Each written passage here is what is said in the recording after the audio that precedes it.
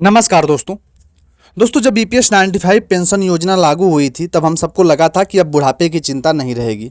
हमने अपनी तनख्वाह से हर महीने पैसे कटवाए यह सोचकर कि रिटायरमेंट के बाद एक सुरक्षित सम्मानजनक जीवन जीने को मिलेगा। लेकिन आज जब हम अपने जीवन के सबसे नाजुक मोड़ पर हैं और सरकार ईपीएफओ ने हमें पूरी तरह से निराश कर दिया। पेंशन की राशि जो है वो अपमानजनक और असंवेदनशील है। आज हम ईपीएस 95 के तहत मिलने वाली औसतन 1,000 रुपये से 2,000 रुपये की पेंशन है। सोचिए, क्या इन पैसों में कोई इंसान अपनी बुनियादी ज़रूरतों को भी पूरा कर सकता है? दवा, इलाज, राशन, बिजली, किराया सब कुछ महंगा हो चुका है, लेकिन हमारी पेंशन वहीं की वहीं है। क्या यह सरकार का न्याय है? क्या ईपीएफओ को हमारी तकलीफ़ें दिखाई नहीं देती? ईपीएफओ में पारदर्शिता का अभाव है। शिकायत करो तो हर महीने तक कोई जवाब नहीं मिलता। फंड की गणना में गड़बड़ी, समय पर पेंशन न मिलना और अधिकारियों की बेरुखी भी है।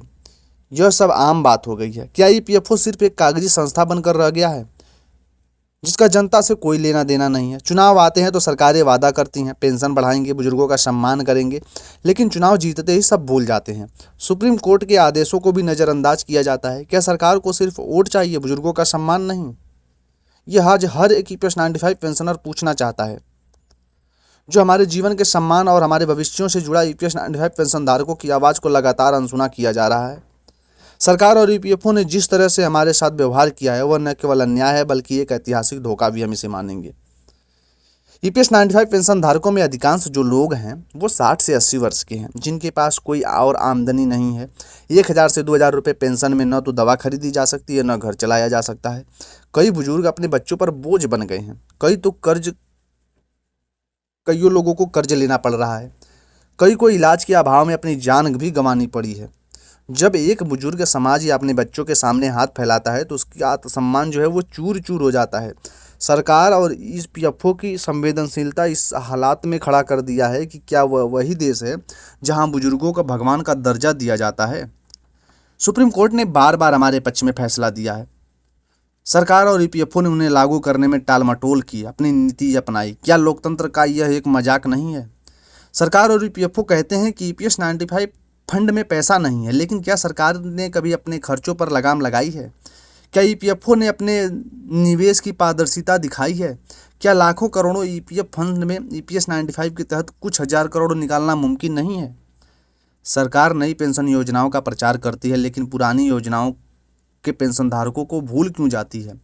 क्या यह नीति निर्माताओं की असंवेदनशीलता का प्रमाण नहीं है? हमारी मांगें स्पष्ट और जायज़ हैं। न्यूनतम पेंशन 7,500 प्रति माह कर दिया जाए, महंगाई भत्ता डीए लागू किया जाए, सुप्रीम कोर्ट के आदेशों को तत्काल पालन हो, ईपीएफओ की कार्यप्रणाली में पारदर्शिता और जवाबदेही लाई जाए। अगर सरकार पेंशन नहीं बढ़ा सकती तो हमारा पैसा जो है हमें साफ साफ वापस कर दे। क्या सरकार सिर्फ चुनाव जीतने के लिए नीतियाँ बनाती है? क्या ईपीएफओ के अधिकारी कभी पेंशनधारकों की हालत को समझेंगे? क्या बुजुर्गों को वोट चाहिए लेकिन दोस्तों उनके अधिकार नहीं? अगर सरकार और ईपीएफओ ने हमारी मांगें नहीं मानी तो ईपीएस 95 पेंशनर क्या कर सकते हैं? देश भर में आंदोलन कर सकते हैं, प्रधानमंत्री कार्यालय का घेराव कर सकते हैं, हम अपने हक के लिए सड़क से सुप्रीम कोर्ट तक लड़ सकते हैं। यह पेंशनरों का सवाल नहीं है, यह हमारे आत्मसम्मान का सवाल है।